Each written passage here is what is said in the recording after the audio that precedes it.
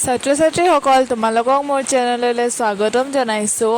আজি তোমালোকৰ বাবে মই লৈ আহিছোঁ BA 4th চেমৰ অসমীয়া মেজৰ পেপাৰ ভাষা বিজ্ঞান পেপাৰখনৰ এটা ইম্পৰ্টেণ্ট কুৱেশ্যনটো হৈছে ভাষাৰ ভাগসমূহৰ বিষয়ে বহলাই লিখা।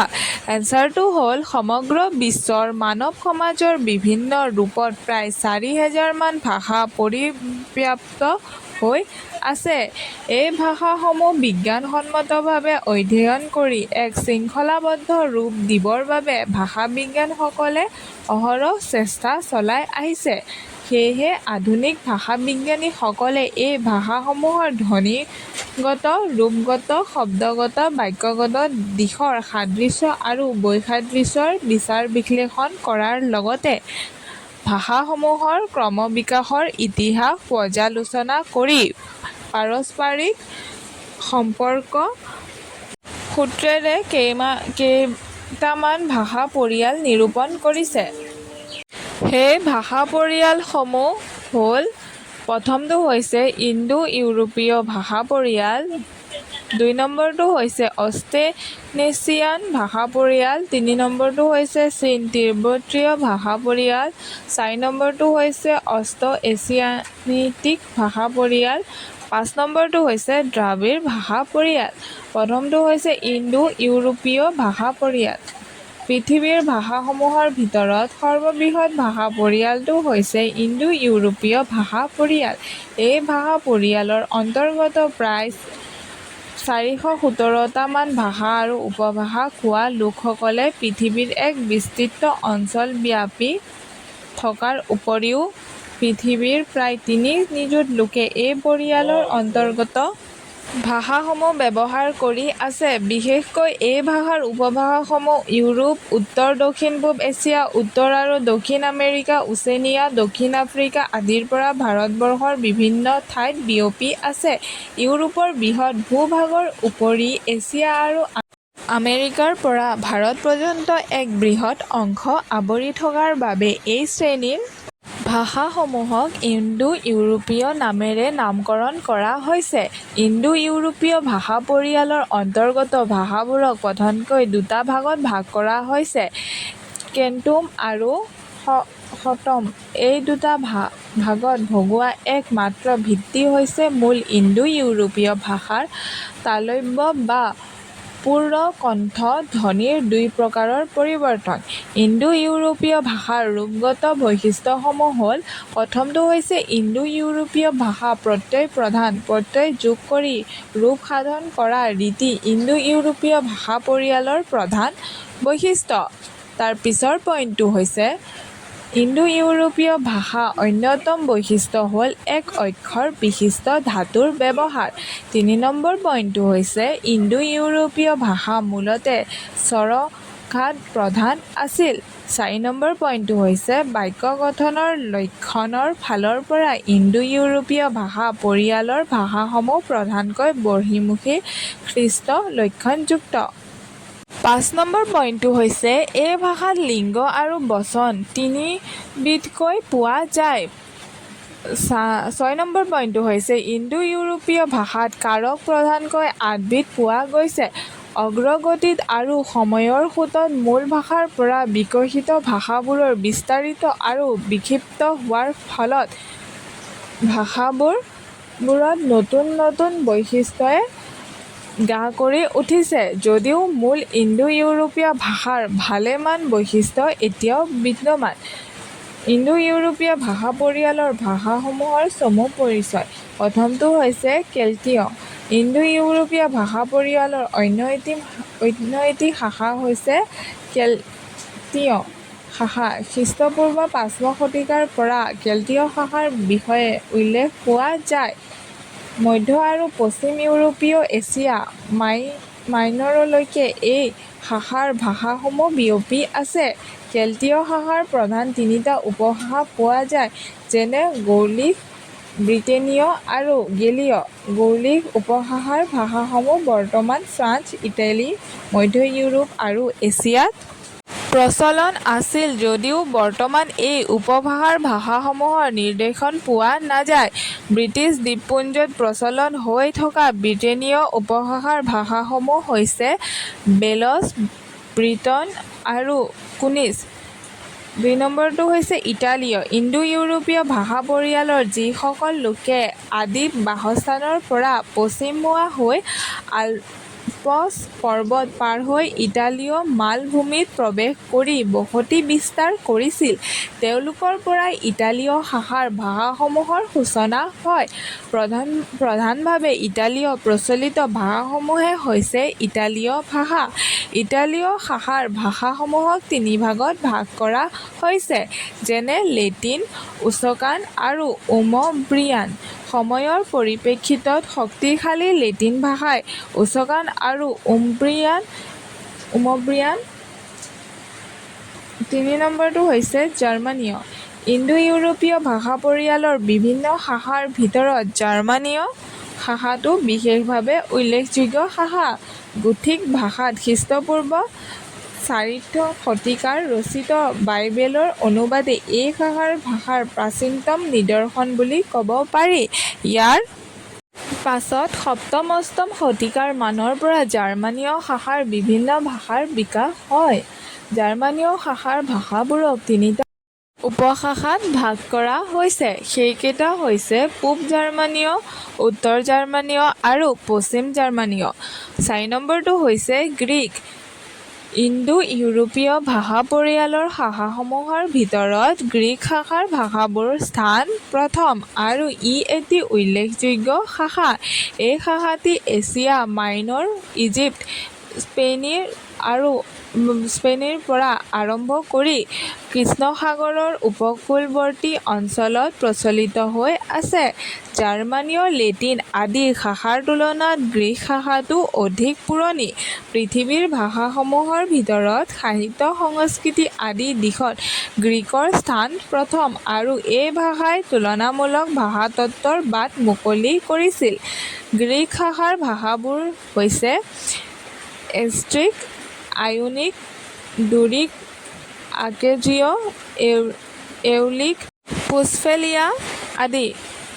তাৰ পিছৰটো হৈছে ইণ্ডো-ইৰানীয়। ইণ্ডো-ইৰানীয় শাখাৰ ভাষাসমূহ ইৰাণ, আফগানিস্তান, পাকিস্তান, ভাৰতবৰ্ষ, শ্ৰীলংকা, বাংলাদেশ আদিত প্ৰচলিত আছে। এই শাখাৰ প্ৰধান শাখা দুটা হৈছে ইৰানীয় আৰু ভাৰতীয় আৰ্য। ইৰানীয় শাখাৰ পৰা পাৰ্চী ভাষা ওলাইছে। ভাৰতীয় আৰ্য ভাষাৰ ক্ৰম বিৱৰ্তিত ৰূপত পৰাই নব্য ভাৰতীয় ভাষাৰ অন্তৰ্গত অসমীয়া, বঙলা, উৰিয়া, গুজৰাটী, ৰাজস্থানী, মাৰাঠী, পাঞ্জাবী, হিন্দী আদি ভাষাসমূহ ওলাইছে। ২ নম্বৰটো হৈছে ভাৰতীয় আৰ্য ভাষাৰ পৰিয়াল। পৃথিৱীৰ সৰ্ববৃহৎ ভাষা পৰিয়াল ইণ্ডো-ইউৰোপীয় ভাষা পৰিয়ালৰ পৰাই পৃথিৱীৰ ভালেমান সংখ্যক ভাষা ওলাইছে। ইৰানীয় আৰ্য উপশাখাৰ পৰা ওলোৱা ভাৰতীয় আৰ্য ভাষাৰ পৰাই আধুনিক ভাৰতীয় আৰ্য ভাষাসমূহ ওলাইছে। ভাৰতত প্ৰচলিত এই ভাষা পৰিয়ালক ভাৰতীয় আৰ্য ভাষা পৰিয়াল নামে জনা যায়। ভাৰতীয় আৰ্য ভাষাৰ ক্ৰমবিকাশৰ ধাৰাটোক ৩টা স্তৰত ভাগ কৰা হৈছে, যেনে প্ৰাচীন ভাৰতীয় আৰ্য ভাষা, মধ্য ভাৰতীয় আৰ্য ভাষা, নৱ ভাৰতীয় আৰ্য ভাষা। কটো হৈছে প্ৰাচীন ভাৰতীয় আৰ্য ভাষা। প্ৰাচীন ভাৰতীয় আৰ্য ভাষা বুলিলে সাধাৰণতে বৈদিক ভাষাকে বুজা যায়। বৈদিক সাহিত্যৰ ভিতৰত বেদ বা সংহিতা, উপনিষদ, ব্ৰাহ্মণ গ্ৰন্থ আদিত বিভিন্ন যাগ-যজ্ঞ কাৰ্যৰ বিৱৰণী আৰু ব্যাখ্যা আৰু উপনিষদৰ ভাৰতীয় মনীষীসকলৰ আধ্যাত্মিক চিন্তাৰাজি পোৱা যায়। এই যুগৰ পাছৰ ৰচনাৰাজিক সংস্কৃত আখ্যা দিয়া হয়। বৈদিক ভাষা আৰু সংস্কৃতৰ মাজত ভাষাগত দিশত কিছু পাৰ্থক্য পৰিলক্ষিত হয় যদিও দুইটাৰ মাজত পাৰস্পৰিক সম্পৰ্ক বিৰাজমান। দুইটাৰ ভাষাৰ মাজত পৰিলক্ষিত হোৱা ভাষাৰ সাধাৰণ বৈশিষ্ট্যৰাজি উমৈহতীয়া ৰূপে প্ৰাচীন ভাৰতীয় আৰ্য ভাষাৰ স্তৰ নিৰ্দেশ কৰিছে। মধ্য ভাৰতীয় আৰ্য ভাষা। কালক্ৰমত ভাৰতীয় আৰ্য ভাষাই বৈদিক আৰু সংস্কৃত স্তৰ অতিক্ৰমি খ্ৰীষ্টপূৰ্ব শতাব্দীৰ পৰা এক সৰলীকৰণৰ পথত অগ্ৰসৰ হয়। এই স্তৰটোক সামগ্ৰিকভাৱে প্ৰাকৃত নামেৰে জনা যায়।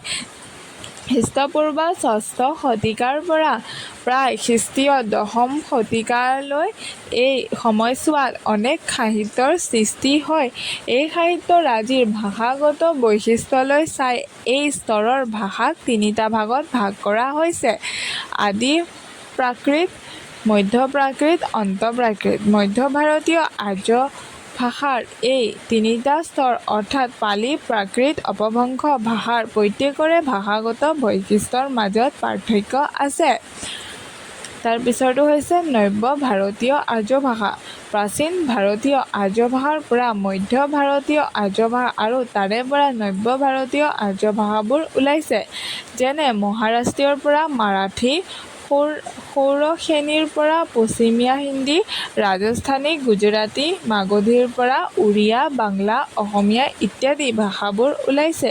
অনুমান কৰিব পাৰি যে খ্ৰীষ্ট দশম শতিকাৰ পৰা দ্বাদশ শতিকাৰ ভিতৰত ভাৰতীয় আৰ্য ভাষাই অঞ্চলভেদে স্বকীয় ৰূপ লাভ কৰিবলৈ আৰম্ভ কৰে। এই ভাষাসমূহে ভাৰতৰ বিভিন্ন প্ৰান্তত স্বকীয় বৈশিষ্ট্য সংৰক্ষিত হৈছে, যিবোৰ একে মূলৰ পৰা উদ্ভৱ হোৱা ভাষাৰূপে স্বীকৃতি দিয়াত সহায় কৰে। তাৰ পিছৰটো হৈছে চীন তিব্বতীয় ভাষা পৰিয়াল। পৃথিৱীৰ অন্যতম সৰ্ববৃহৎ ভাষা পৰিয়াল হৈছে চীন তিব্বতীয় বা তিব্বত-চীনীয় ভাষা পৰিয়াল। এই ভাষা পৰিয়ালটোৰ অন্তৰ্গত ভাষাসমূহে এছিয়াৰ পূব আৰু দক্ষিণ-পূব অঞ্চল বিশাল ভূখণ্ড আগুৰি আছে।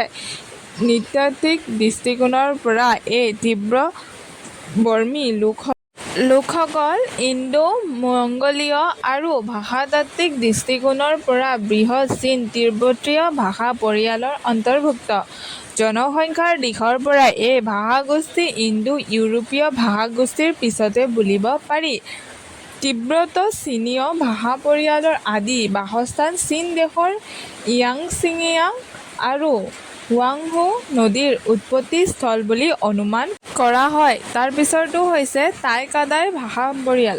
আধুনিক ভাষাবিদসকলে দক্ষিণ-পূব এছিয়াৰ বিশাল ভূখণ্ড, দক্ষিণ চীন, ভাৰত আদি প্ৰচলন হৈ থকা সুৰযুক্ত ভাষাবোৰক টাই-কাদাই ভাষা পৰিয়ালৰ অন্তৰ্ভুক্ত কৰিছে। টাই-কাদাই ভাষা পৰিয়ালক ক্ৰা-দৈ, ডাইক আৰু কাদাই এই তিনিটা নামেৰে জনা যায়। এই ভাষা পৰিয়ালৰ অন্তৰ্গত ভাষিক লোকৰ সংখ্যা প্ৰায় ১ কোটিমান হ'ব। থাইলেণ্ড আৰু লাওছত প্ৰচলিত থাই আৰু লাও আদি ভাষাসমূহকো এই ভাষা পৰিয়ালত অন্তৰ্ভুক্ত কৰা হৈছে। টাই-কাদাই ভাষা পৰিয়ালৰ বিষয়ে প্ৰথম ভাষাবিদ পল বেনডিক্টে উল্লেখ কৰিছে। তাৰ পিছৰটো হৈছে অষ্ট্ৰিক ভাষা পৰিয়াল। পৃথিৱীৰ ভাষা পৰিয়ালৰ ভিতৰত অষ্ট্ৰিক ভাষাগোষ্ঠী অন্যতম। ই জনসংখ্যাত বৰ বেছি নহয়। এই শাখাৰ ভাষাবোৰ ব্ৰহ্মদেশ, ইণ্ডোনেছিয়া, ফিজি, হাৱাই আদি দ্বীপপুঞ্জত প্ৰচলিত। অনেক ভাষাবিদে এই ভাষাক মালয়-পলিনেছীয় বুলি আখ্যা দিয়ে। এই ভাষাৰ দুটা প্ৰধান শাখা হ'ল অষ্ট্ৰ-এছীয় আৰু অষ্ট্ৰনেছীয়। অষ্ট্ৰ-এছীয় শাখাৰ দুটা প্ৰধান ভাগ হৈছে কুল বা মুণ্ডা আৰু মন-খামেৰ। কুল-মুণ্ডা শাখাৰ ভাষাবোৰ হ'ল চাওতালী, মণ্ডাৰী, ভূমিজ, হো, খৰিয়া, খবৰ, কুৰুক আদি। এই শাখাৰ ভাষাবোৰ ভাৰতবৰ্ষৰ পশ্চিমবংগ, উৰিয়া, মধ্য প্ৰদেশ, বিহাৰৰ চুটানগৰ, চাওতাল, পৰগনা, ৰাঁচী আদি অঞ্চলত প্ৰচলন হৈ আহিছে।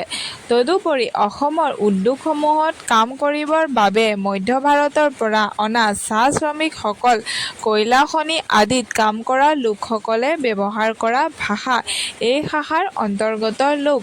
মন-খামেৰ শাখাৰ ভাষাবোৰৰ ভিতৰত নিকোবৰ দ্বীপপুঞ্জৰ নিকোবৰী, মেঘালয়, খাচী আৰু জয়ন্তীয়া, দক্ষিণ ব্ৰহ্মদেশ আৰু ছিয়াম দেশৰ মুন কম্বোজ, খামেৰে, মালায়ন, চাকাই, উত্তৰ প্ৰদেশৰ পালেং আদি ভাষাৰ অন্যতম।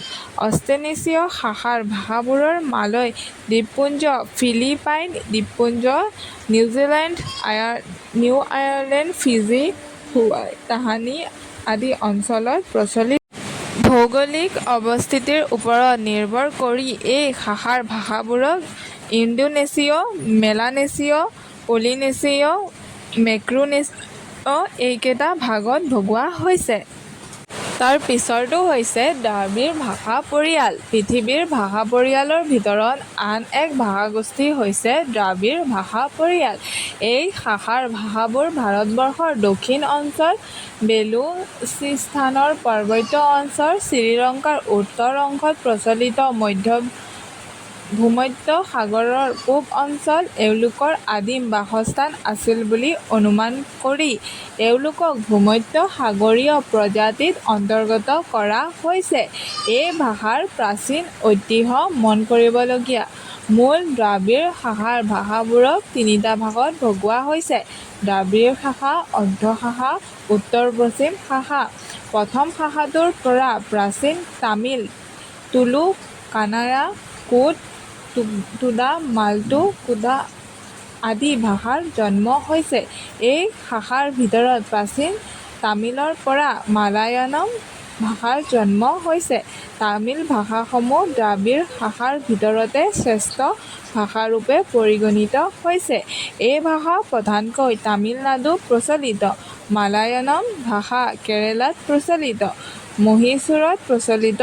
কানাড়া ভাষা দ্ৰাবিড় শাখাৰ এক উল্লেখযোগ্য ভাষা। নীলগিৰি পৰ্বতৰ এচাম আদিবাসীৰ মাজত তোডা আৰু কোটা ভাষাৰ প্ৰচলন আছে। অন্ধ্ৰ শাখাৰ ভাষা দুটা হৈছে তেলেগু আৰু কোলামী। দ্ৰাবিড় শাখাৰ ভাষাসমূহৰ ভিতৰত তামিল, কানাড়া, তেলেগু আৰু মালায়ালম ভাষাকে ভাৰতীয় সংবিধানে স্বীকৃতি দিছে। এই শাখাৰ ভাষাবোৰৰ কেতবোৰ বিশেষ বৈশিষ্ট্য আছে যিবোৰ আন ভাষাৰ লগত নিমিলে। দ্ৰাবিড় শাখাৰ ভাষাসমূহ অশিষ্ট আৰু অন্তৰ্যোগাত্মক। এই ভাষাত প্ৰত্যয়, বিভক্তি আদি প্ৰকৃতিৰ লগত অংগাংগীভাৱে যুক্ত হৈ নাথাকে। তামিল, তেলেগু, কানাড়া আৰু মালায়ালম দ্ৰাবিড় পৰিয়ালৰ এই চাৰিটা প্ৰধান ভাষাই সাহিত্য-সংস্কৃতিৰ দিশত অতি উন্নত আৰু সমৃদ্ধশালী ভাষা হিচাপে পৰিগণিত হৈছে। ধন্যবাদ।